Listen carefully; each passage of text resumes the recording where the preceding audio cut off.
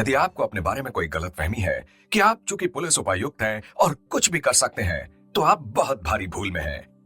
सरकारी हलकों में मेरा काफी रसूख है और यदि आप मुझे परेशान करते रहे तो मुझे सीधे आपके बॉस मिस्टर डीन से संपर्क स्थापित करना पड़ेगा और मैं आपको यकीन दिला सकता हूं कि आपको दिन में तारे दिखाई देने लगेंगे।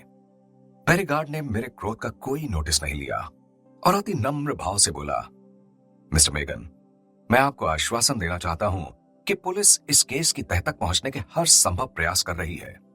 सरकार इस दुर्घटना से बहुत चिंतित है। हम पर पहले ही बहुत दबाव डाला जा रहा है। प्रधानमंत्री ने महान्यायवादी के लिए आदेश जारी किए हैं कि इस दुर्घटना का शीघ्र से शीघ्र पता लगाया जाए।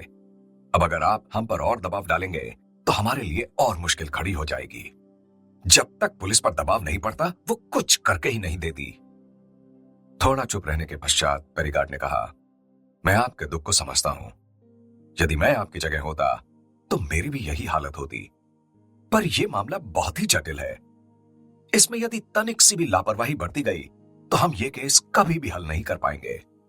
चूंकि आपको पुलिस के बारे में गलतफहमी होने लगी है, अतः मैं आपको कुछ कुछ बता देता हूं कि आजकल बहामा में क्या हो रहा है, बशर्ते कि आप इस बारे में अपना मुंह न खोलें। डेबी ने हस्तक्षेप करते हुए कहा, यदि आप इनको कोई प्राइवेट बात बताना चाहते हैं तो मैं कमरे से बाहर चली जाती हूं। नहीं, आप यहीं रुकिए, पेरिगार्ड ने कहा। संकट काल के समय ही व्यक्ति को एक ऐसे मित्र की आवश्यकता होती है जिससे वो अपना दुख दर्द बांट सके, और मेरा विचार है कि इस समय आप इनकी अच्छी मददगार साबित हो सकती हैं। आपसे भी मैं ये अनुरोध करूंगा कि आप भी इस बात को अपने आप तक ही सीमित रखें। मेरी ओर से आप बिल्कुल निश्चिंत रहिए, डेबी ने पेरिगार्ड को आश्वासन देते हुए कहा। तब पेरिगार्ड मुझे संबोधित करते हुए बोला, मिस्टर मेगन, मैं आपके ल्यूकी यॉट के बारे में पूरी मालूमात कर चुका हूं। ल्यूकी एक बहुत ही अच्छा तथा सुव्यवस्थित यॉट था। उसमें अनेक प्रकार के आधुनिक यंत्र लगे हुए थे। ऐसे यॉट का यहां के शांत समुद्रों में गर्क हो जाना एक बहुत ही असाधारण सी बात है। गत कुछ वर्षों से यह देखने में आ रहा है कि हर थोड़े अरसे के बाद ऐसी दुर्घटना घट जाती है और यह चीज सरकार के लिए एक लगातार चिंता का विषय बनी हुई है।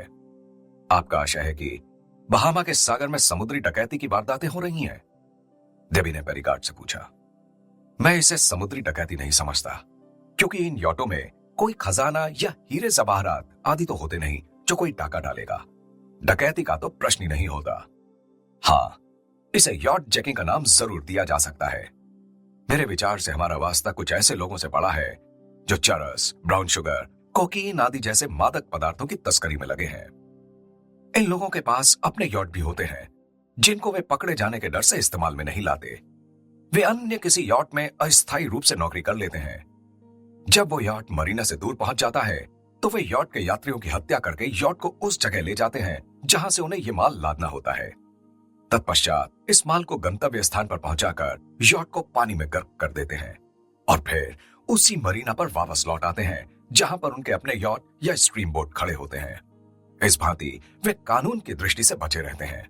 ऐसी घटनाएं दिन प्रतिदिन बढ़ती जा रही हैं। यॉट मरीना से रवाना होता है और फिर पता नहीं चलता कि यॉट या उसके यात्रियों के साथ क्या हुआ, और हम पुलिस वाले आज तक एक भी यॉट अपहरणकर्ता को पकड़ना तो दूर, उसकी निशानदेही तक नहीं कर सके। डेबी ने कहा, तो इसका मतलब है कि आपको उस नाविक पर संदेह है जिसे पीटर एल्बरी ने अनुबंधित किया था? हाँ, अर्थात आपके विचार में वो नाविक अभी भी जीवित है? डेबी ने पूछा।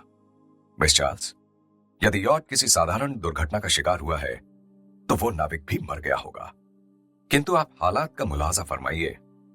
मिस्टर मेगन का यॉट यहां से मियामी के लिए रवाना हुआ, जो यहां से दक्षिण पश्चिम दिशा में है, और सूजन का शव कैंट द्वीप में पाया गया, जो उत्तर पूर्व दिशा में है। यानी यॉट के रवाना होने के कुछ ही देर बाद उसका अपहरण करके अपने नियंत्रण में ले लिया गया। इससे जाहिर है कि अपहरण यानी वो नाविक अभी जीवित है। इसी कारण से मैंने आप दोनों से अनुरोध किया है कि आप अपने मुंह बंद रखें, क्योंकि अगर वो यहीं कहीं आसपास में है तो उसे बिल्कुल मालूम नहीं होना चाहिए कि पुलिस किसी अपहरणकर्ता की तलाश में है।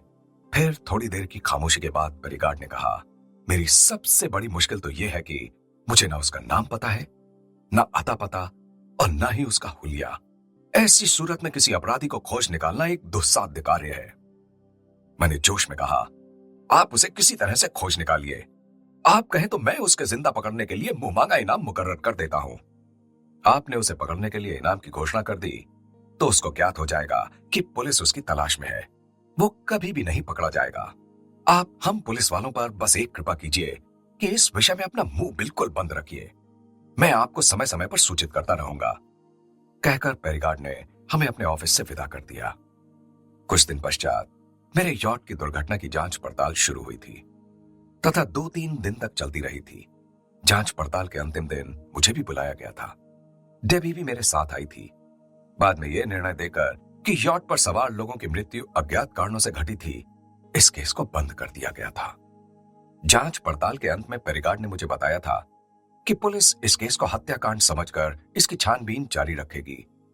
तब मैंने पेरिगार्ड से पूछा था, क्या तुम्हें कोई सुराग मिला है? मिस्टर मेगन, मुझे कोई सुराग तो नहीं मिला। बस मैं आपको इतना ही बता सकता हूं कि आपकी बेटी की मृत्यु पानी में डूबने की वजह से नहीं हुई थी। ये आप कैसे कह सकते हैं? मैंने पूछा, क्योंकि शव परीक्षा रिपोर्ट के अनुसार उसके फेफड़ों में समुद्री पानी नहीं था। तो इससे क्या पता चलता है? इससे यह पता चलता है कि पहले उनकी हत्या की गई थी और बाद में यॉट को पानी में गर्क कर दिया गया था। इससे क्या अंतर पड़ता है? मेरी पत्नी भी मर गई और मेरी बेटी भी। हमें बहुत अंतर पड़ता है, पेरिगार्ड ने उत्तर देते हुए कहा। वो क्या? मैंने पूछा। वो ये कि अपहरणकर्ता ने तस्करी के उद्देश्य से नहीं बल्कि आपकी पत्नी एवं बेटी की हत्या करने के उद्देश्य से यॉट का अपहरण किया था। अर्थात अपहरणकर्ता को आपसे किसी प्रकार की दुश्मनी है। पेरिगार्ड का अनुमान बहुत ही युक्तिपूर्ण था, पर उसने मुझे अजीब सी उलझन में डाल दिया था कि मेरा ऐसा कौन दुश्मन हो सकता है। मैं इन्हीं सोचों में डूबा हुआ घर पहुंच गया। अगले दिन डेबी को ह्यूस्टन वापस जाना था। जब मैं उसे हवाई अड्डे छोड़ने जा रहा था तो उसने रास्ते में एक दुकान के बाहर कार रुकवाई थी और कुछ लेने के लिए दुकान के अंदर चली गई थी। जब वो दुकान से बाहर आई थी तो उसके हाथ में एक लिफाफा था। ना उसने कुछ बताया और ना ही मैंने उससे कुछ पूछा था कि लिफाफे में क्या है। तत्पश्चात एयरपोर्ट पर जब हम ह्यूस्टन रवाना होने वाले विमान की प्रतीक्षा कर रहे थे तो डेबी ने वो लिफाफा मेरे हाथ में देते हुए कहा था, टॉम, ये तुम्हारे लिए है। इसमें क्या है? मैंने पूछा। डेबी ने उत्तर देते हुए कहा, तुम्हें याद है जिस दिन जूली और सूजन यहां से रवाना हुई थी तो सूजन अपना कैमरा ले जाना भूल गई थी। मैंने जिज्ञासा से वो कैमरा खोल लिया था। उसमें फिल्म थी। मैं ये फिल्म डेवलप करने के लिए दे आई थी। इस लिफाफे में उसी फिल्म के चित्र हैं। मैं उन तस्वीरों को देखकर अपना दिल और नहीं दुखी करना चाहता था, सो मैंने डेबी से कहा, तुम इनको अपने पास ही रख लो। टॉम, तुम इन्हें देखो तो सही, डेबी ने आग्रह करते हुए कहा। मैंने लिफाफा खोला और एक एक तस्वीर देखने लगा। अधिकांश चित्र यॉट के थे, कुछ सूजन के थे। सूजन की तस्वीरें देखकर मेरी आंखें नम हो गई थी और जूली की तस्वीरें देखकर मेरा दिल टुकड़े टुकड़े हो रहा था। अगली तस्वीर पर मैंने कोई ध्यान नहीं दिया था तथा उसे लिफाफे में रखना ही चाहता था कि डेबी ने टोका, इस तस्वीर को ध्यान से देखो। उस तस्वीर में पीटर एल्बरी यॉट के पालों के पास खड़ा उनका निरीक्षण कर रहा था तथा एक आदमी नीचे से ऊपर डेक की ओर आ रहा था। मैंने डेबी से कहा, कहीं ये वही नाविक तो नहीं है? मेरा भी यही विचार है। तुम पेरिगार्ड को क्यों नहीं दिखा देते? मैं इन तस्वीरों की कुछ बड़ी कॉपियां निकलवा कर पेरिगार्ड से बात करूंगा। उसी समय माइक्रोफोन पर डेबी की फ्लाइट की घोषणा होने लगी। डेबी को विदा करके मैं वो तस्वीर एनलार्ज करने के लिए एक फोटोग्राफर को दे आया। 2 दिन पश्चात मुझे उस तस्वीर के एनलार्जमेंट मिले। बढ़ी हुई तस्वीर में उस नाविक का नाक नक्शा छोटी तस्वीर की अपेक्षा काफी स्पष्ट था। उसका माथा चौड़ा, रंग सांवला और शरीर हृष्ट पुष्ट लगता था। मैं उसकी तस्वीर का अध्ययन कर रहा था कि मेरा इंटरकॉम बजने लगा। मेरी सेक्रेटरी ने मुझे बताया कि सैम फोर्ड मुझसे भेंट करने आया है। सैम फोर्ड एक बहामियन हबशी था और ल्यू प्रोविडेंस में हमारे सी गार्डन होटल में मरीना का मैनेजर था। एक कुशल मैनेजर होने के साथ साथ वो एक बहुत अच्छा नाविक भी था। जब से मेरे ल्यू की यॉट का अपहरण हुआ था और पेरिगार्ड ने मुझे बताया था कि यॉट अपहरण की घटनाएं दिन प्रतिदिन बढ़ती जा रही हैं, तब मैंने अपने मरीनाओं पर सुरक्षा उपाय कड़े करने का निर्णय लिया था और उस समय सैम इसी विषय में मुझसे बातचीत करने आया था। हम इस विषय में काफी देर तक गुफ्तगू करते रहे थे। सैम ने मुझे यह परामर्श दिया था कि हर होटल के मरीना को होटल प्रशासन से पृथक करके एक मरीना विभाग बना दिया जाए और उसका दायित्व एक आदमी को सौंप दिया जाए। मुझे सैम का यह प्रस्ताव बहुत पसंद आया था। मैंने सैम ही को मरीना विभाग का मैनेजर नियुक्त करने का निर्णय कर लिया। जब मैंने उसे यह बताया तो खुशी से फूला नहीं समाया। तत्पश्चात जब वो रुखसत होने वाला था तो उसने मुझसे कहा, तुम ये जैक कैलिस की तस्वीर को क्यों देख रहे थे? जैक कैलिस कौन? मैंने पूछा। सैम ने तस्वीर की ओर इशारा करते हुए कहा, यह तस्वीर जैक कैलिस की ही तो है। तुम इसे जानते हो? मैं इसे अच्छी तरह तो नहीं जानता, अलबत्ता मैंने इसे मरीना में अक्सर आते जाते देखा है। मैंने वो तस्वीर सैम के सामने रखते हुए कहा, तुमसे मुझे बहुत उपयोगी सूचना मिली है। तुम इस तस्वीर को तनिक ध्यान से देखो और इस व्यक्ति के बारे में तुम जो भी जानते हो मुझे बताओ। सैम ने वो फोटो अपने हाथ में लेते हुए कहा, यह तस्वीर साफ नहीं है, पर इसमें कोई संदेह नहीं कि यह जैक कैलिस की ही तस्वीर है। जैक एक नाविक है। उसका अपना एक 27 फुटा यॉट है। यॉट फाइबर ग्लास का बना हुआ है तथा ब्रिटिश मेक का है। ज्यादातर वो खुद ही अपने यॉट को चलाता है। वो अपने यॉट को रखता कहां है? मैंने पूछा। कभी यहां कभी वहां, जहां वो खुद होता है। अपने यॉट को वहीं अपनी निगरानी में रखता है। वो एक कुशल नाविक है और अपने यॉट को हर पानी में स्थिर कर लेता है। उसने मुझे बताया था कि 2 वर्ष पूर्व वो पनामा नहर से होता हुआ गलपात्रो से न्यू प्रोविडेंस आया था। उसके यॉट का नाम क्या है? सैम ने माथा संकुचित करते हुए कहा, बड़ी अजीब सी बात है कि उसने अपने यॉट का नाम बदल दिया था, जबकि नाविक लोग इस विषय में बहुत वहमी होते हैं। 2 वर्ष पूर्व उसके यॉट का नाम सीग्लो था। हाल ही में जब मैंने उसका यॉट देखा था तो उस पर ग्रीन जेब नाम अंकित था। हो सकता है वो कोई और यॉट हो। बिल्कुल वही यॉट था, सैम ने दृढ़ता से उत्तर देते हुए कहा। तुमने उसे अंतिम बार कब देखा था? यही कोई 3 महीने पहले। कैलिस अपनी जीविका कैसे चलाता है? इस विषय में मैं निश्चित रूप से कुछ नहीं कह सकता। अलबत्ता एक चीज मैंने नोट की थी कि जब भी उसे अपने यॉट के लिए हमारे मरीना स्टोर से कोई सामान खरीदना होता था तो वो नकद खरीदता था। उसने कभी उधार माल नहीं लिया, जबकि अधिकतर नाविक लोग उधार माल लेते हैं। क्या वो अमेरिकन है? मैंने पूछा। मुझे तो अमेरिकन ही प्रतीत होता है, सैम ने उत्तर देते हुए मुझसे पूछा। तुम उसमें इतनी दिलचस्पी क्यों ले रहे हो? मुझे उसमें बहुत दिलचस्पी है, मैंने सैम से कहा। अच्छा मुझे यह बताओ कि तुम उसके बारे में और क्या जानते हो? इसके बारे में और यह जानता हूं कि वो अपने यॉट में कभी कभारी डीजल डलवाता है। अधिकतर वो अपने यॉट को बादबानों की सहायता से चलाता है। सारांश में वो एक बहुत ही अच्छा नाविक है। इसके अतिरिक्त मैं और कुछ नहीं जानता। सैम, तुम उसके बारे में मुझे जितना भी बता सकते हो वो मेरे लिए बहुत ही उपयोगी सिद्ध होगा। तुम जरा अपने मस्तिष्क पर जोर डालो, शायद कुछ याद आ जाए। थोड़ा सोचने के बाद सैम ने कहा, मैं व्यक्तिगत रूप से तो कुछ नहीं कह सकता, पर मैंने सुना है कि वो बहुत क्रोधी है। हमारे मरीना पर तो कोई बात नहीं हुई, पर लोग कहते हैं कि नासाओ में उसका एक आदमी से झगड़ा हो गया था और उसने उसे चाकू मार दिया था।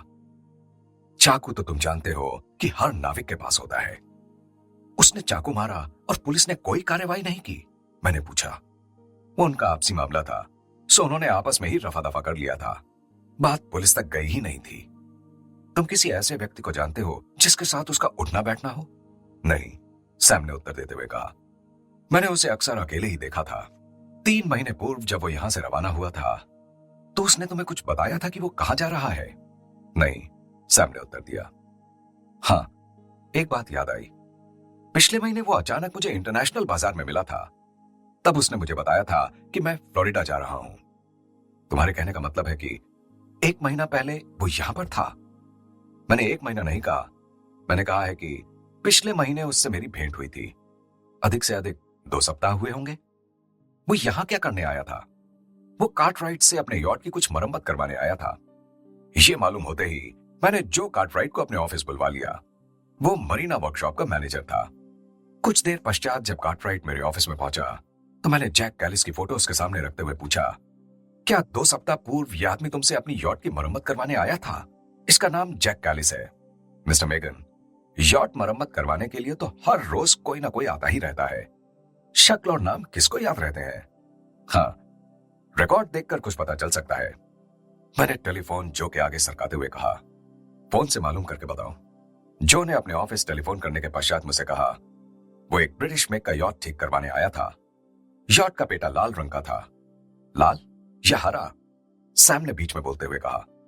बिल्कुल लाल, जो ने अपनी बात पूरी करते हुए कहा, और उसके यॉट का नाम बहामा मामा था। उसने फिर से अपने यॉट का नाम बदल लिया है, सैम ने आश्चर्य से कहा। मैंने सैम को चुप रहने का इशारा करते हुए जो से पूछा, क्या वो यॉट अभी यहीं है? मैं अभी पूछकर बताता हूं, जो ने उत्तर देते हुए कहा और फिर अपने ऑफिस का नंबर मिलाने लगा। मिस्टर मेगन, वो क्रिसमस के दिन यहां से चला गया था, यानी ल्यू की यॉट के गायब होने के एन 6 दिन पश्चात यहां से गया था। उसको किसी ने रवाना होते नहीं देखा था। मैंने सैम और जो को अपने ऑफिस के बाहरी कमरे में प्रतीक्षा करने को कहा और पुलिस आयुक्त पेरीगार्ड का नंबर घुमाने लगा। कुछ देर पश्चात जब पेरीगार्ड का फोन मिला तो मैंने उससे कहा, मुझे उसका नाम और हुलिया पता चल गया है। किसका नाम और हुलिया? पेरीगार्ड ने पूछा। उसी नाविक का जो ल्यू की यॉट पर गया था। तुम बोल कहां से रहे हो? पेरीगार्ड ने पूछा। अपने रॉयल पाम होटल के ऑफिस से। तुम वहीं रुको, मैं 10 मिनट में वहां पहुंच रहा हूं, कहकर पेरीगार्ड ने फोन बंद कर दिया। कोई 10 मिनट पश्चात जब पेरीगार्ड मेरे ऑफिस पहुंचा तो उसने बड़ी तफसील से सैम एवं जो से पूछताछ की, पर उसे कुछ और पता नहीं चला। उन दोनों ने जो मुझे बताया था वही पेरीगार्ड को बताया। इससे अधिक वे कुछ नहीं बता पाए थे। जब पेरीगार्ड जैक कैलिस की एक तस्वीर लेकर मेरे ऑफिस से चला गया तो सैम ने मुझसे पूछा, आखिर ये मामला क्या है? तुम इसकी तफसील में मत जाओ, ये पुलिस केस है। हमारा कर्तव्य उनको सहयोग देना है, बाकी वो जाने और उनका काम, कहकर मैंने सैम और जो को अपने ऑफिस से विदा कर दिया। कुछ दिन और बीत गए, किंतु जैक कैलिस का आगे कुछ पता नहीं चला। अलबत्ता इस दौरान बिली मेरे साथ साझेदारी को अंतिम रूप देने के लिए वकीलों एवं लेखाकारों की एक टोली लेकर यहां पहुंच गया था। 3 दिन तक हमें सर खुजाने तक की फुर्सत नहीं मिली थी। तीसरे दिन अनुबंध पत्र तैयार हुआ था, जिस पर मैंने एवं बिली ने हस्ताक्षर किए थे, और इस तरह से थीटा कॉर्पोरेशन वजूद में आई थी। अनुबंध पत्र पर हस्ताक्षर करने के पश्चात मैं एवं बिली रॉयल पाम होटल के बार में बैठे हुए विस्की पी रहे थे कि बिली ने मुझसे कहा, यार टॉम, तुमने ये डेबी को क्या चाबी भर दी है? उसे आजकल हर समय हबशी बच्चों की देखभाल एवं उन्हें शिक्षित करने की धुन सवार रहती है। मेरे चाचा जैक चार्ल्स को तो यह भ्रम होने लगा है कि तुम एक क्रांतिकारी हो और उनकी बेटी को वामपंथी बनाने पर तुले हो। तुम्हारा क्या विचार है? मैंने बिली से पूछा। मुझे तो इसमें कोई बुराई दिखाई नहीं देती। किसी अशिक्षित को शिक्षित करना, इससे बढ़कर और क्या भलाई हो सकती है? फिर मैंने बिली से पूछा, क्या डेबी ने तुमसे किसी फोटो का भी कोई उल्लेख किया था? कौन सी फोटो? मैं मन ही मन में डेबी की प्रशंसा करने लगा कि डेबी ने मेरे निजी मामलों एवं पेरीगार्ड को दिए गए वचन का कि वो इस विषय में किसी से कोई उल्लेख नहीं करेगी, पूरा पालन किया है। तब मैंने जैक कैलिस की तस्वीर बिली को दिखाई और पूरा वृतांत उसके समक्ष कर दिया। तो इस बेरहम ने तुम्हारी पत्नी एवं बेटी की हत्या की थी? ये बहुत ही जटिल मामला है बिली। यदि वो जीवित है तो इसमें कोई संदेह नहीं कि उसी ने मेरी पत्नी एवं बेटी की हत्या की है, और यदि वो जीवित नहीं तो यह प्रश्न उठता है कि उसका यॉट यहां से कौन ले गया और क्यों?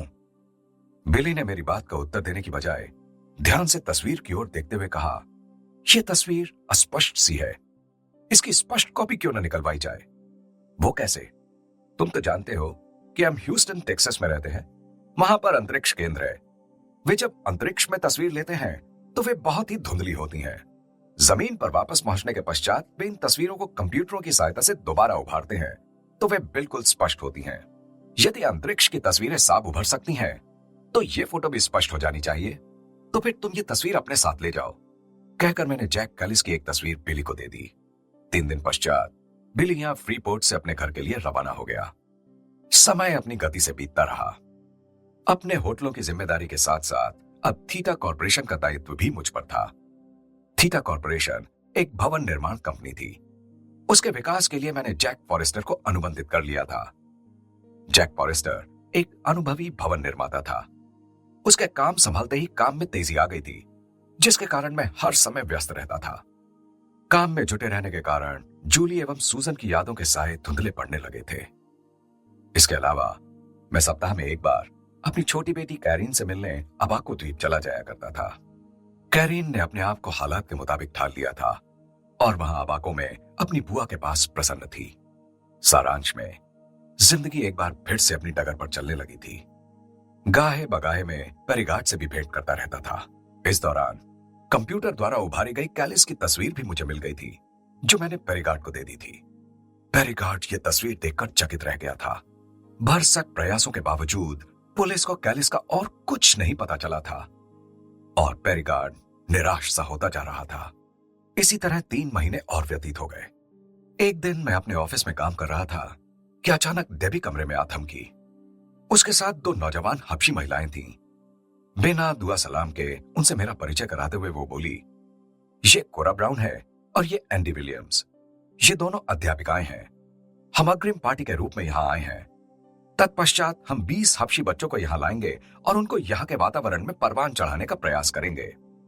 अब तुम बताओ कि तुम मेरी इस योजना में क्या सहायता करोगे। डेबी ने एक ही सांस में सब कुछ कह डाला था। मैंने उसे बताया कि मैं कैसे उसकी सहायता करूंगा। जब वो संतुष्ट हो गई तो मैंने कोर एवं एंडी का वहीं होटल में ठहरने का प्रबंध किया और डेबी को साथ लेकर अपने घर चला आया। शाम को जब हम खाना खाने से पहले विस्की पी रहे थे तो डेबी ने मुझसे पूछा, कैलिस का कोई सुराग मिला? नहीं, मैंने उत्तर देते हुए कहा। वो तो ऐसा गायब हुआ है मानो उसे जमीन निकल गई हो। हम दोनों काफी समय तक इधर उधर की बातें करते रहे थे और डेबी बहुत ध्यान से मेरी बातें सुनती रही थी। जब कभी जूली या सूजन का जिक्र आता था तो वो बहुत खूबसूरती से मेरी बात को टालकर कोई और चर्चा चला देती थी। डेबी प्राय 1 महीने तक मेरे पास ठहरी थी और इस दौरान हम एक दूसरे को काफी समझने लगे थे। 1 महीने के पश्चात वो वापस ह्यूस्टन चली गई थी। समय बहुत तेजी से गुजरने लगा था। थीटा कॉर्पोरेशन उन्नति की राह पर अग्रसर थी। मैंने एल्यूथ्रा द्वीप में अपना एक और होटल भी थीटा कॉर्पोरेशन से बनवाया था। 7 महीने पश्चात जब वो होटल बनकर तैयार हो गया तो मैंने उसके उद्घाटन समारोह के लिए बहामा द्वीप समूह के समस्त प्रतिष्ठित लोगों को आमंत्रित किया था। बिली, उसके पिता बिली सीनियर एवं उसके चाचा जैक चार्ल्स को मैंने मुख्य अतिथियों के रूप में आमंत्रित किया था। डेबी भी उनके साथ आई थी। उद्घाटन समारोह के पश्चात मैं और डेबी सारी रात डांस करते रहे थे। अगले दिन जब बिली और उसके पिता एवं चाचा जैक चार्ल्स यानी डेबी के पिता ने थीटा कॉर्पोरेशन का पक्का चिट्ठा देखा तो बहुत प्रभावित हुए थे और थीटा कॉर्पोरेशन के काम से संतुष्ट होकर वापस लौट गए थे। डेबी अलबत्ता मेरे पास रुक गई थी। एक दिन जब मैंने डेबी के सामने विवाह का प्रस्ताव रखा तो उसने कोई आपत्ति नहीं की, बल्कि कहने लगी, मैं तो सोचती थी कि शायद तुम कभी कहोगे ही नहीं। अतः 3 सप्ताह पश्चात मैंने डेबी के साथ विवाह कर लिया और हम एक सुखद दाम्पत्य जीवन व्यतीत करने लगे। मैंने अपनी छोटी बेटी कैरिन को भी अपने पास बुला लिया था। 2 महीने पश्चात जब डेबी ने मुझे यह समाचार सुनाया कि वो गर्भवती हो गई है तो मैं विभोर हो उठा था। पर शायद ईश्वर को मेरी खुशी मंजूर नहीं थी। मेरे भाग्य चक्र ने एक अजीब ही पलटा खाया था। जो भी मेहमान मेरे होटल में आकर ठहरता अपने घर होटल से जाता तो सही सलामत था, किंतु अपने गंतव्य स्थान पर पहुंचते ही उसकी मृत्यु हो जाती थी। लीजियोनेला न्यूमोफिला यह एक वायरस है जिससे न्यूमोनिया हो जाता है। यह वायरस अधिकतर होटलों के एयर कंडीशन प्लांट्स में पाया जाता है और बहुत ही घातक होता है।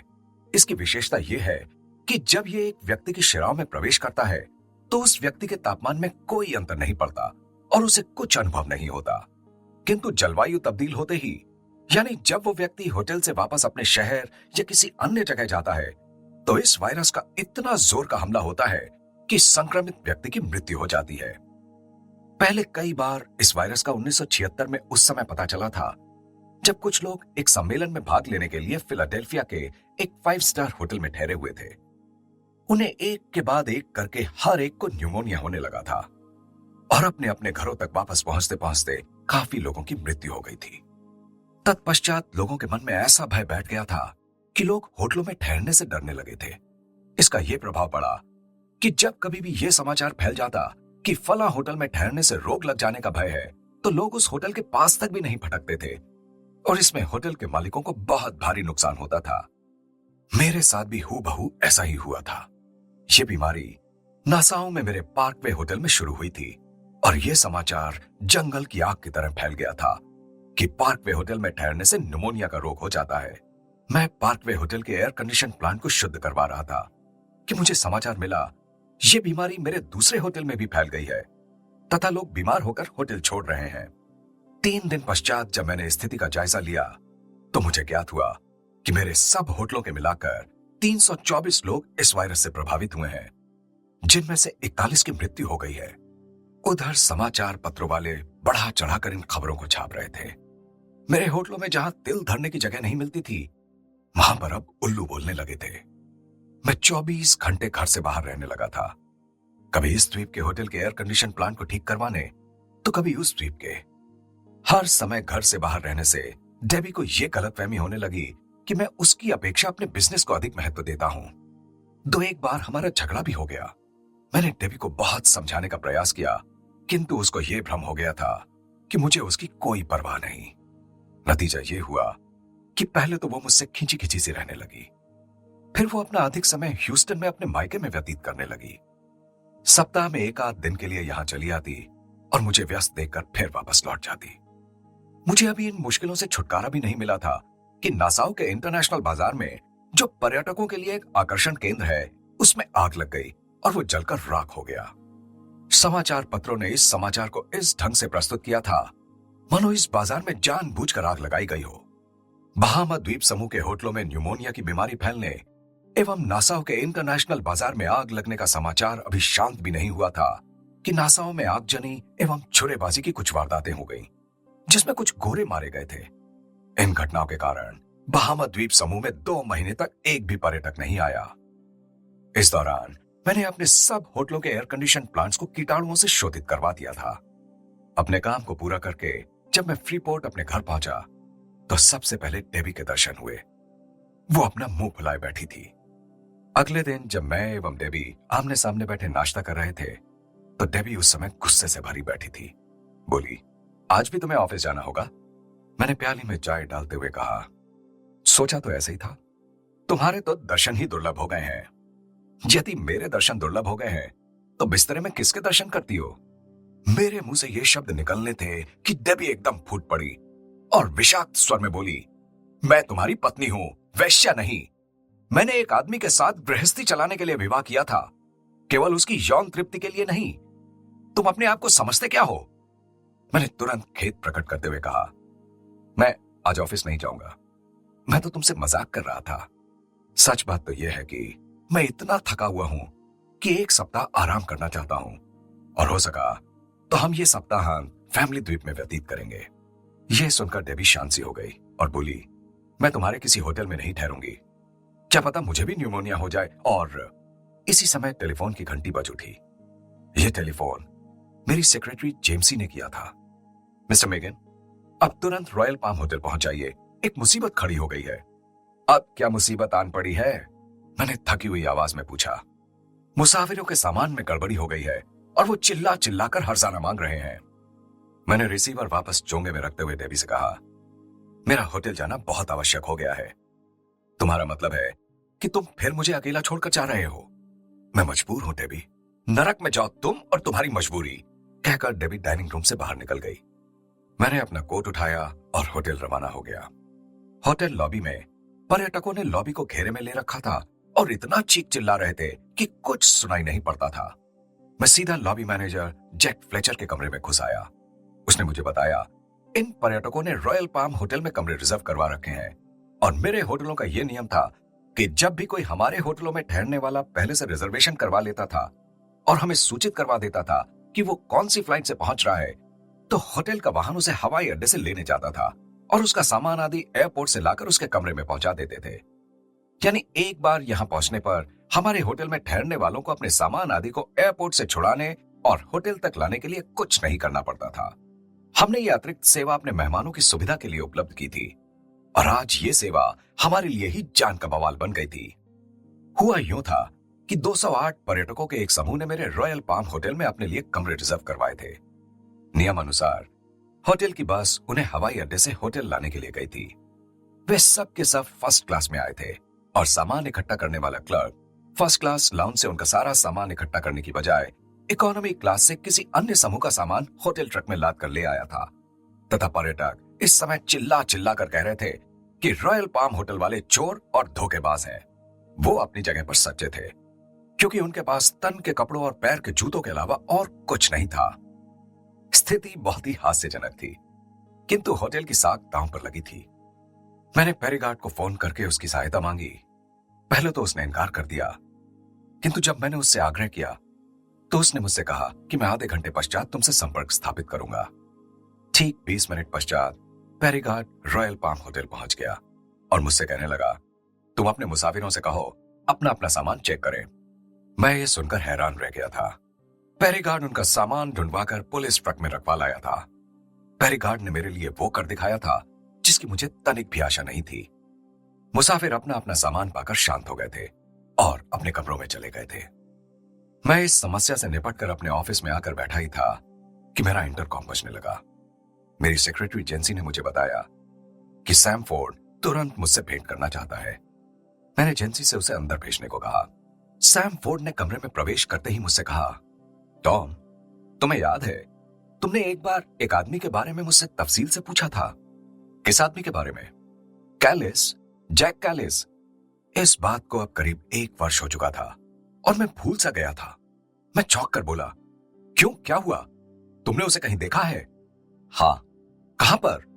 जुमेंटो द्वीप में। अब उसने अपना यॉट का नाम माय फेयर लेडी रख लिया है और यॉट के पेटे पर नीला रंग करवा लिया है। मैंने कहा, सैम, तुम्हें कैसे यकीन है कि ये उसी का यॉट है? मैंने उसे पहचान लिया था। वो कैसे? क्योंकि कोई 1.5 वर्ष पूर्व उसे अपने यॉट को स्थिर करने के लिए मोटे रस्से के कुंडे की आवश्यकता पड़ी थी। उसका यॉट ब्रिटिश मेक का है और मेरे पास केवल अमेरिकन यॉटों के कुंडे थे। मैंने एक कुंडा बनाकर उसके कुंडे के साथ लगा दिया था। वो कुंडा अब भी उसके साथ लगा हुआ है। उसी से मैं पहचान गया था कि ये उसी का यॉट है। तुमने निकट जाकर देखा था? ये कोई 200 गज के फासले से देखा था। मेरे विचार में उस समय वो अपने यॉट पर नहीं था, अन्यथा वो डेक पर आ गया होता, क्योंकि वो एक एकांत जगह है और ऐसी जगह किसी को देखकर जिज्ञासा होने लगती है कि कोई क्या कर रहा है।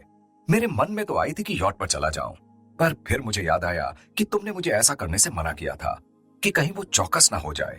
सो मैं यॉट के अंदर नहीं गया था और जुमेंटो द्वीप से सीधा यहां लौट आया। ये तो तुमने बहुत अच्छा किया। ये बात कब की है? कल की। अधिक से अधिक 30 घंटे हुए होंगे। मैं मन ही मन सोचने लगा कि वहां हवाई जहाज से पहुंचा जा सकता है, किंतु जुमेंटो द्वीप के अंदर घुसने के लिए स्टीम बोट की आवश्यकता पड़ेगी और कोई ना कोई ऐसा स्टीम बोट वाला मिल ही जाएगा जो 100 मील ले जाने के लिए तैयार हो जाए। मैंने सैम से पूछा, क्या तुम अभी वापस चल सकते हो? टॉम, इस समय तो मैं बहुत थका हुआ हूं। कैलिस के यॉट को वहां देखते ही मैं उल्टे पांव वापस लौट आया था। मैंने कल से अब तक आंख भी नहीं झपकाई है। हम यहां से विमान में जाएंगे, तुम विमान में आराम कर लेना। मैंने सैम को साथ चलने के लिए राजी करते हुए कहा। सैम फोर्ड साथ चलने के लिए तैयार हो गया। जैक कैलिस को जिंदा पकड़ने की मुझे ऐसी धुन सवार हुई थी कि डेबी मेरे जहन से उतर गई थी।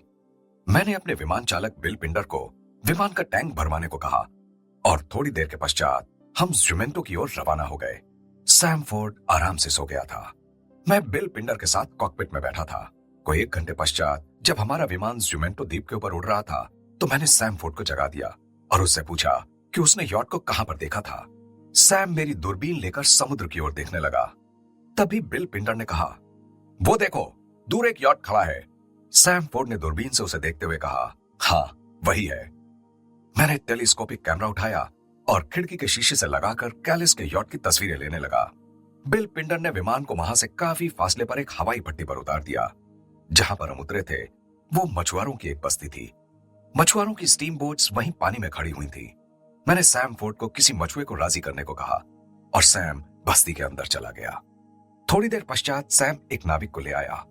उसकी स्टीम बोट ऊपर से बिल्कुल खुली थी। स्टीम बोट के अंदर जगह जगह पर मछलियां पकड़ने वाले जाल बिखरे पड़े थे और नाव से सड़ान की बू आ रही थी। नाविक का नाम बेलिस था। उसने हमें बताया कि जहां हम जाना चाहते हैं वो जगह यहां से 42 किलोमीटर की दूरी पर है और मेरी नाव 7 किलोमीटर प्रति घंटे की गति से तेज नहीं चलती, यानी वहां पहुंचने तक हमें 6 घंटे लग जाएंगे और वापस पहुंचते पहुंचते संध्या हो जाएगी। हमारे पास और कोई विकल्प नहीं था। अतः हम चारों, यानी बिल पिंडर, सैम, मैं एवं बेलिस स्टीम बोट पर सवार हो गए और कैलिस के यॉट की ओर रवाना हो गए। थोड़े समय पश्चात सैम ने मुझसे पूछा, टॉम, पिछले वर्ष जब मैंने तुम्हें कैलिस का जिक्र छेड़ा था तो तुमने बाल की खाल उतारी थी, और जब मैंने तुमसे यह पूछा था कि कैलिस में इतनी दिलचस्पी क्यों है तो तुम कोई उत्तर देने की बजाय मेरी बात को टाल गए थे। फिर तुमने पुलिस उपायुक्त पेरिगार्ड को बुला लिया था और वो भी हमसे कैलिस के विषय में पूछताछ करता रहा था। आखिर मामला क्या है? थोड़े संकोच के पश्चात मैंने सैम के प्रश्न का उत्तर देते हुए कहा, सैम, बात यह है, जब मेरा ल्यूकी यॉट मियामी जाते हुए समुद्र में गायब हुआ था तो उस समय कैलिस मेरे यॉट पर था। पीटर एल्बरी ने उसे अस्थायी रूप से अपनी सहायता के लिए रखा था। सैम ये सुनकर स्तब्ध रह गया। तुम्हारे कहने का आशय है मैंने सैम को टोकते हुए कहा, मेरे कहने का आशय तो उस समय मालूम होगा जब कैलिस और मेरा आमना सामना होगा। सैम ने अपनी बात पूरी करते हुए कहा, अगर यूकी की दुर्घटना के समय कैलिस उस यॉट पर था तो वो जीवित कैसे है? यॉट में तो सभी दुर्घटनाग्रस्त हो गए थे। इससे साफ जाहिर है कि कैलिस ने उनकी हत्या करने के पश्चात यॉट को समुद्र में गर्क कर दिया होगा। पर मुझे एक बात समझ नहीं आती कि इस मामले को साधारण दुर्घटना का रूप देकर क्यों दबाया गया था। पेरिगार्ड ने जानबूझकर इस मामले को दबाया था। उसे विश्वास है कि कैलिस एक तस्कर है और दूसरों के यॉट चुराकर चरस एवं कोकीन आदि की तस्करी करता है और फिर उन यॉटों को समुद्र में गर्क कर देता है ताकि कोई सबूत ही बाकी ना बचे। पेरिगार्ड को यकीन था कि यदि कैलिस को संकेत मिल गया कि हमें उस पर शक है तो वो बहामा द्वीप समूह से हमेशा हमेशा के लिए फरार हो जाएगा और पुलिस उसको कभी नहीं पकड़ पाएगी। अतः उसने इस केस को साधारण दुर्घटना का रूप देकर ठप करवा दिया था, जबकि पुलिस अब उसकी खोज में है। हम दोनों कैलिस के विषय में बातें करते करते वहां पहुंच गए जहां पर कैलिस का यॉट खड़ा था। मैंने सैम से कहा, तुम कैलिस से इस तरह से बात करना कि उसे कोई शक ना हो, उसे यह ना मालूम हो कि हम उसको पकड़ने के उद्देश्य से यहां आए हैं। तुम चिंता मत करो, सैम ने मुझे आश्वासन दिया। कुछ देर पश्चात जब हमारी स्टीम बोट कैलिस के यॉट के बराबर पहुंच गई तो सैम हाक लगाते हुए बोला, अरे भाई कोई है? यॉट के अंदर से आवाज आई, क्या चाहिए? हमारे पास पीने का पानी खत्म हो गया है, यदि थोड़ा सा पानी हमें दे दे तो बड़ी कृपा होगी। अरे भाई हो सकता है तुम मुझे पहचानते हो, मेरा नाम सैम है, न्यू प्रोविडेंस में मेरा अपना मरीना है। यॉट चालक कुछ ना कुछ खरीदने मेरे पास अक्सर आते रहते हैं, हो सकता है तुम भी मेरे पास आए हो। हाँ, मैं वहां जा चुका हूं। कहने के साथ कैलिस अपने डेक पर चला आया और सैम से पूछने लगा, तुम्हें पानी चाहिए? बड़ी कृपा होगी, हमें बहुत प्यास लगी है। मैं अभी लाया, तुम्हारे पास कोई सुराही आदि है? हाँ, कहकर सैम ने हाथ बढ़ाकर सुराही कैलिस के हाथ में थमा दी। थोड़ी देर बाद जब कैलिस पानी भरी सुराही सैम को वापस पकड़ा रहा था तो सैम ने सुराही पकड़ने की बजाय एक हाथ से उसकी कलाई पकड़ ली और दूसरे हाथ से लोहे का एक कुंडा कैलिस के पेट में जड़ दिया।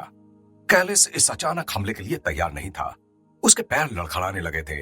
उसी समय सैम स्टीम बोट से छलांग लगाकर कैलिस के यॉट पर चढ़ गया और उसकी कमर पर अपने घुटने रख दिए। उसे आगे से सैम ने पकड़ रखा और पीछे से मैंने, पर वो फिर भी हमारी पकड़ से मुक्त होने के लिए प्रयास किए जा रहा था। तभी सैम भी यॉट पर चढ़ाया और हम दोनों ने उसे मजबूती से पकड़ लिया। कैलिस लगातार हमारी गिरफ्त से आजाद होने के लिए यत्न किए जा रहा था। मैंने उसकी गर्दन पर एक कराटे वाली चाप मारी और उसे बेहोश कर दिया। इसी दौरान सैम कहीं से रस्सी ढूंढ लाया और फिर हम दोनों ने उसके हाथ पैर कसकर बांध दिए थे। तत्पश्चात हम उसे उठाकर नीचे यॉट के कैबिन में ले आए। वो अभी भी बेहोश था। हम उसका यात्रा चार्ट देखने लगे कि शायद उससे पता चल जाए कि वो कौन से दिन कहां पर था, पर उसमें ऐसी कोई चीज दर्ज नहीं थी जिससे हमें उसके विरुद्ध कोई प्रमाण मिल सकता। फिर मैंने उसका फर्स्ट एड बॉक्स खोलकर देखा। उसमें मॉर्फिन के 2 इंजेक्शन थे, थोड़ी सी चरस भी थी। मैंने उसके फर्स्ट एड बॉक्स को ज्यों का त्यों बंद करके रख दिया। उधर सैम उसकी तलाशी लेने में लगा हुआ था। मैं उसके पास आकर खड़ा हुआ ही था कि कैलिस होश में आ गया। तुम लोग कौन हो? उसने हमसे पूछा। मुझे तो तुम खूब पहचानते होगे कैलिस, सैम ने उत्तर दिया। सैम के मुंह से अपना नाम सुनकर कैलिस हैरत में पड़ गया और कहने लगा, तुम लोग मेरे पीछे क्यों पड़ गए हो? यदि तुम्हारा उद्देश्य मेरे यॉट का अपहरण करना है तो मैं तुम्हें यकीन दिला सकता हूं कि मेरे यॉट में कोई चीज ऐसी नहीं जो तुम लोगों के काम आ सके।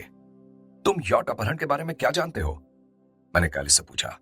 मुझे केवल इतना पता है कि यहाँ के समुद्रों में कभी कभार यॉट अपहरण की वारदातें होती हैं। कैलिस ने मेरे प्रश्न का उत्तर देते हुए मुझसे पूछा, आप ये तो बताइए कि आप कौन हैं? मैंने कैलिस के प्रश्न का उत्तर नहीं दिया और लगातार उसकी आंखों में देखता रहा। सैम ने उससे पूछा, क्या पीटर एल्बरी नामक व्यक्ति से तुम्हारी कभी भेंट हुई है? कैलिस अपने सूखे होठों पर जबान फेरता हुआ बोला, पहले तुम लोग मुझे यह बताओ कि तुम कौन हो? सैम की बजाय मैंने कैलिस के प्रश्न का उत्तर दिया। सैम को तुम आज से पहले भी मिल चुके हो। मेरा नाम टॉम मेगन है और शायद तुमने ये नाम सुना ही होगा। बहामा द्वीप समूह के अधिकांश लोग मेरे नाम से परिचित हैं। कैलिस मेरा नाम सुनकर घबरा सा गया, किंतु अपने आप पर अधिकार पाते हुए बोला, मैंने आपका नाम अथवा आपके बारे में आज तक कुछ नहीं सुना। तुम झूठ बोलते हो। मेरा नाम तो क्या, तुम मेरे परिवार के 2 सदस्यों से भी मिल चुके हो। मेरा मतलब है मेरी पत्नी से और मेरी बेटी से, मैंने तेज स्वर में कहा। मेरा विचार है कि आपके दिमाग में नट बोल्ट ढीले हो गए हैं। कैलिस भी तेज स्वर में बोला। चलो, तुम्हारी बात मान ली, मैंने कैलिस से कहा। तुम इस बात से तो इनकार नहीं कर सकते कि 1 वर्ष पूर्व पीटर एल्बरी ने ल्यूकी यॉट को फ्रीपोर्ट से मियामी ले जाने के लिए तुम्हें अस्थायी रूप से सहायक के तौर पर रखा था। जब यॉट यात्रा के लिए रवाना हुआ था तो मेरी पत्नी एवं बेटी दोनों यॉट पर सवार थीं। मेरा यॉट रास्ते में ही गायब हो गया था और उसका कुछ पता नहीं चला था। कुछ दिनों बाद मेरी बेटी का शव मिला था। मुझे यह बताओ कि उस यॉट पर सवार बाकी के 3 लोग दुर्घटना का शिकार हो गए थे, तो तुम कैसे बच निकले थे? मुझे समझ नहीं आता कि आप क्या बातें कर रहे हैं। न मैं आपकी पत्नी से परिचित हूं, न आपकी बेटी से, और न ही किसी पीटर एल्बरी नामक व्यक्ति से। कैलिस ने सैम की ओर इशारा करते हुए कहा। अलबत्ता इनसे जरूर परिचित हूं, क्योंकि इनके मरीना पर मैंने अपना यॉट खड़ा किया था। सैम ने कैलिस से कहा, हर यॉट चालक अपनी यात्रा का रिकॉर्ड रखता है कि वो कौन से दिन कहां पर था। तुम ये बताओ कि गत वर्ष का तुम्हारा यात्रा रिकॉर्ड कहां पर है? मैं गत वर्षों की यात्रा का रिकॉर्ड रखता ही नहीं। मेरे पास चालू वर्ष का पूरा यात्रा रिकॉर्ड है, वो आप चाहे तो देख सकते हैं। तुम स्वयं ही अपनी मर्जी से सब कुछ बता दो, अन्यथा तुम्हारे हित में बहुत बुरा होगा, मैंने कैलिस को डांटते हुए कहा। मुझे कुछ पता हो तो बताऊं, आप व्यर्थ में मुझ पर संदेह कर रहे हैं। अच्छा ये बताओ कि गत वर्ष क्रिसमस से कुछ दिन पहले तुम कहां पर थे? कैलिस ने अपने मस्तिष्क पर जोर डालने का अभिनय करते हुए कहा, मैं फ्लोरिडा काइस में था। तुम झूठ बोलते हो, सैम ने कहा। क्रिसमस से 1-2 रोज पहले तुम मुझे फ्रीपोर्ट के इंटरनेशनल बाजार में मिले थे और तुमने खुद मुझे बताया था कि मैं मियामी जा रहा हूं। इतनी पुरानी बात किसको याद रहती है? कैलिस ने अपने झूठ पर पर्दा डालने का प्रयास करते हुए कहा। मैं फ्रीपोर्ट से मियामी गया था, वहां से मैं फ्लोरिडा काइस चला आया था। मैंने कैलिस से पूछा, तुम मियामी कैसे गए थे? यूकी यॉट से? बिल्कुल नहीं, कैलिस ने दृढ़ता से उत्तर देते हुए कहा। मैं अपने यॉट से मियामी गया था। मुझे तो यह भी ज्ञात नहीं कि आपका ल्यूकी यॉट है कैसा। वो एक 52 फुटा आधुनिक यॉट है।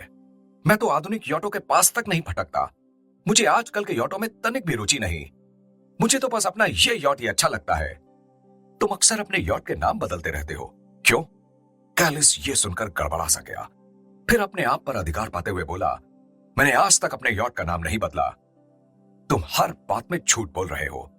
अब तक तुम 4 बार अपने यॉट का नाम बदल चुके हो और चारों बार ही तुमने अपने यॉट के पेटे का रंग बदला है। 1 वर्ष पूर्व जब तुम्हारा यॉट फ्रीपोर्ट में रॉयल पाम होटल के मरीना पर आकर रुका था, तो उस समय उसका नाम बहामा मामा था तथा उसका पेटा लाल रंग का था। वो कोई और यॉट होगा। तुम झूठ बोलते हो, सैम ने क्रोध से बीच में बोलते हुए कहा। मैंने तुम्हें यॉट के मस्तूल शिखर का कुंडा बनाकर दिया था, वो अब भी मस्तूल शिखर के साथ लगा हुआ है। तुम्हारे कहने का तो मतलब है कि मैं अपने हाथ से बनाई चीज भी नहीं पहचान सकता? कैलिस ने कोई उत्तर देने के बजाय अपने कंधे उचका दिए। मैंने उससे कहा, देखो कैलिस, हमें भली भांति ज्ञात है कि तुम कोकीन के तस्कर व्यापारी हो। तुम्हारी भलाई इसी में है कि तुम सच सच बता दो, अन्यथा पुलिस तुम्हारी हड्डी पसली बराबर करके तुमसे स्वीकार करवा लेगी। मैं कोकीन का तस्कर व्यापारी हूं? कैलिस ने विस्मय से कहा, आपका दिमाग चल गया है। मैंने अपने जीवन में आज तक कोई चीज स्मगल नहीं की। मैंने कैलिस से पूछा, तो तुम कैंट द्वीप, वो द्वीप जहां पर टॉम मेगन की बेटी सूजन का शव मिला था, क्या करने गए थे? मैं आपके किसी प्रश्न का उत्तर देने के लिए तैयार नहीं हूं, कैलिस ने क्रोध का अभिनय करते हुए कहा। जब आपको मेरी किसी बात पर विश्वास ही नहीं, तो आप मुझसे पूछ क्यों रहे हैं? अब? मैंने सैम से पूछा। अब? सैम बोला, इसे यहां से बस्ती ले चलते हैं, वहां इसे स्थानीय आयुक्त के हवाले कर देंगे।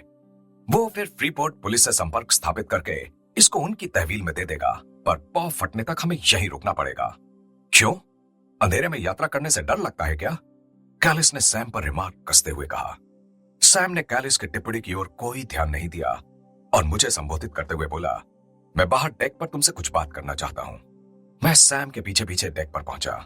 वहां सैम ने मुझे बताया कि उसने कैलिस को समझा बुझा लिया है और वो इस मामले में कोई बाधा नहीं डालेगा। यदि ऐसा है तो हम इसी समय यहां से रवाना क्यों नहीं हो जाते? मैं बोला। टॉम, कैलिस के सामने तो मैंने तुम्हें बताया नहीं, पर बात यह है कि मैंने उसके यॉट के इंजन को अस्थायी रूप से नकारा कर दिया है, क्योंकि वो एक बहुत ही कुशल नाविक है और मुझे भय था कि वो कहीं मौका लगते ही यॉट को चला ना दे, तब हम कहीं के ना रहते। हमें अंधेरे में कुछ भी पता ना चलता कि यॉट किधर जा रहा है। अतः मैंने उसका इंजन बेकार कर दिया था। उसका यॉट यात्रा के योग्य नहीं है। और उसे इस अंधेरे में स्टीम बोट में ले जाना बहुत जोखिम भरा काम है। उसके इंजन को ठीक करने में कितनी देर लग जाएगी? मैंने सैम से पूछा। घंटा तो लग ही जाएगा, तब तक पॉ भी फटने लगेगी।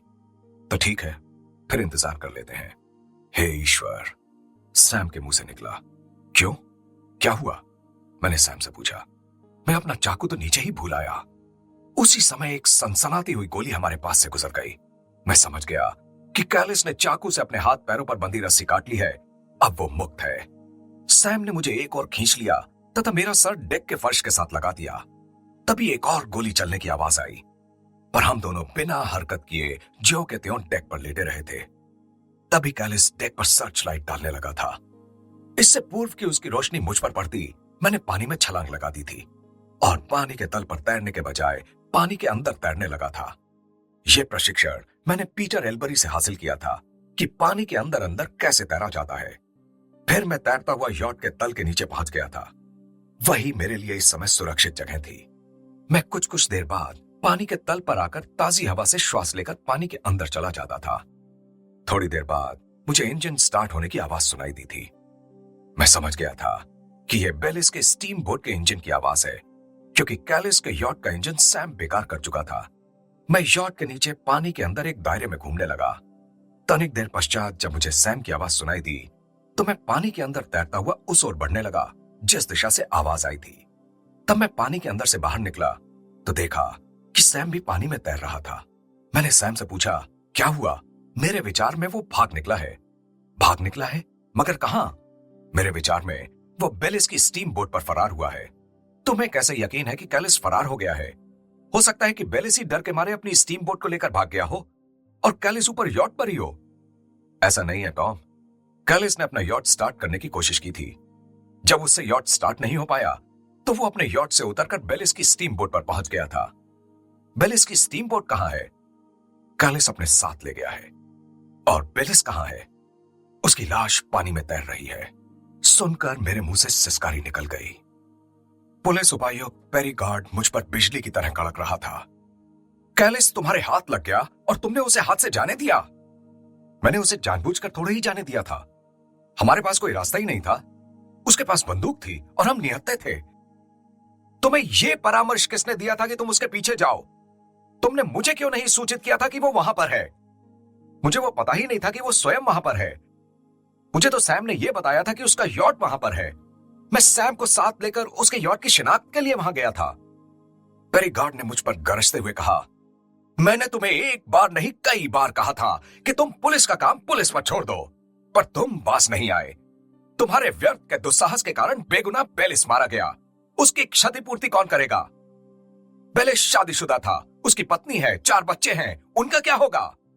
मैं उनका पूरा ध्यान रखूंगा, मैंने बुदबुदाते हुए कहा। क्या ध्यान रखोगे? पेरीगार्ड ने क्रोधयुक्त स्वर में कहा। उनको नियमित रूप से पैसा देते रहोगे, इससे क्या अंतर पड़ेगा? तुम्हारे पैसे से मिसेस बेलिस को पति और बच्चों को बाप तो वापस नहीं मिलेगा। क्या तुम अनुमान लगा सकते हो कि मिसेस बेलिस किस कदर दुखी होंगी? क्या तुम्हारा पैसा उनका दुख निवारण कर सकता है? जब तुम्हें जूली एवं सूजन की मृत्यु का समाचार मिला था तो तुम्हारे पैसे ने मरहम का काम किया था। पेरीगार्ड लगातार मुझे लताड़े जा रहा था। मैं खेद प्रकट करने के सिवाय और क्या कर सकता हूं? न तुम्हारा पैसा और न ही तुम्हारा खेद कोई समाधान कर सकते हैं। तुमने बैठे बिठाए मेरे लिए एक समस्या उत्पन्न कर दी है। तुम्हारी इस हरकत से कैलिस को यकीन हो जाएगा कि वो एक संदिग्ध व्यक्ति है और पुलिस इसकी खोज में है। और इस तलाश में यदि पुलिस के कुछ आदमी मारे गए तो उनके परिवारों की देखभाल कौन करेगा? तुम मुझे काफी कुछ कह चुके हो। मैं तुमसे माफी मांग चुका हूं और फिर माफी मांगता हूं, पर अब मुझे और अधिक शर्मिंदा मत करो। तो ठीक है, पेरीगार्ड ने गुर्राते हुए कहा, तुम अपने होटल चलाओ, पैसा बनाओ, किंतु पुलिस के काम में हस्तक्षेप करने का तुम्हें कोई अधिकार नहीं। कहकर पेरीगार्ड ने मुझे अपने ऑफिस से बाहर कर दिया। पेरीगार्ड ने मेरी ऐसी धज्जियां उड़ाई थी कि मुझे अपने आप पर गुस्सा आ रहा था। वास्तव में दोष मेरा ही था। मुझे जब कैलिस के यॉट के बारे में पता चला था तो मुझे तुरंत पेरीगार्ड को सूचना देनी चाहिए थी। ऐसा मैंने नहीं किया था और इसी कारण पेरीगार्ड की बातें सुननी पड़ी थी। मेरा मन बहुत मलिन था। कुछ देर पश्चात जब मैं ऑफिस पहुंचा तो मुझे डेबी का ख्याल आया। मैंने घर का फोन मिलाया तो मेरे गृह प्रबंधक ल्यूक बेली ने मुझे बताया कि डेबी घर पर नहीं है। तुम्हें कोई पता है कि वो कहां पर होंगी? वो आज सुबह ही ह्यूस्टन गई हैं। मैंने निराशा से फोन बंद कर दिया और कुछ देर बाद अपने काम में व्यस्त हो गया। कुछ दिन यूं ही गुजर गए। न पेरीगार्ड से कोई सूचना मिली थी और न ही डेबी का कोई समाचार मिला था। एक दिन मैं अपने ऑफिस में बैठा काम कर रहा था कि पेरीगार्ड ने मुझे फोन किया। उसने मुझे और सैम को अपने कार्यालय में बुलाया था। जब हम वहां पहुंचे तो आश्चर्यचकित रह गए। पेरीगार्ड ने कैलिस को तस्करी के इल्जाम में शामिल करके कस्टम विभाग के सहयोग से उसके यॉट को अपने अधिकार में ले लिया था। उस समय कैलिस का 27 फुटा यॉट सज्जा रहित अवस्था में वहां खड़ा हुआ था। तत्पश्चात पेरीगार्ड हम दोनों से कड़े रूप से पूछताछ करता रहा था। जब उसकी पूछताछ समाप्त हो गई तो मैंने उससे पूछा, कैलिस का कुछ पता चला? अभी कुछ पता नहीं चला। पेरीगार्ड ने इस भाव से उत्तर दिया था मानो उसे पता हो भी तो भी हमें ना बताए। तुम्हारे विचार में वो कहां हो सकता है? मैंने अति नम्रता से पूछा। पेरीगार्ड ने रुखाई से उत्तर देते हुए कहा, क्या पता कहां होगा? वेलिस की स्टीम बोट का अभी तक कोई पता नहीं चला। जहां तक मेरा अनुमान है उसकी स्टीम बोट को कैलिस ने जलमग्न कर दिया होगा। हाल में एक्सट्रीमा द्वीप से एक यॉट लापता होने का समाचार मिला है। मेरे विचार में कैलिस ने यह यॉट चुराया होगा और उसे लेकर कहीं गायब हो गया होगा। यह सब तुम्हारी वजह से हुआ है। मैं चुपचाप पेरीगार्ड के कार्यालय से बाहर निकल आया। जब मैं घर पहुंचा तो डेबी ह्यूस्टन से वापस आ गई थी और लड़ने के लिए तैयार बैठी थी। न दुआ न सलाम, वो छूटते ही मुझसे जवाब तलब करने लगी। तुम ना तो घर में थे और ना ही अपने ऑफिस में। तुम कहां पर थे? जब भी जरूरत होती है तुम गायब होते हो। मैं तुम्हारे लिए भी यही कह सकता हूं, मैंने कटु भाव से उत्तर देते हुए कहा। मुझे जुमेंटो में अपनी जान के लाले पड़ गए थे। मुझ पर गोली चलाई गई थी। तत्पश्चात जब मैं घर पहुंचा था तो श्रीमती जी अपने मायके जा चुकी थी। तुम पर गोली चलाई गई थी? डेबी ने अविश्वास से पूछा।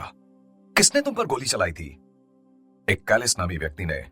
उसके नाम से तो तुम परिचित होगी ही। उसने एक आदमी की वहां पर हत्या कर दी थी तथा मैं और सैमफोर्ड उसका निशाना बनने से बाल बाल बचे थे। ये सैमफोर्ड कौन है? डेबी ने पूछा।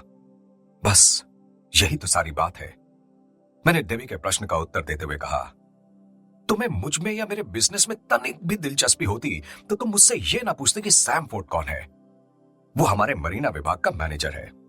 तो इसका आशय है कि तुमने कैलिस को आखिर खोज निकाला। उससे क्या खोज निकाला? उसे खोजकर हाथ से गंवा दिया और इस प्रतिक्रिया में एक बेचारे माहीगीर की हत्या करवा दी। मुझे अपने आप से घृणा होने लगी है।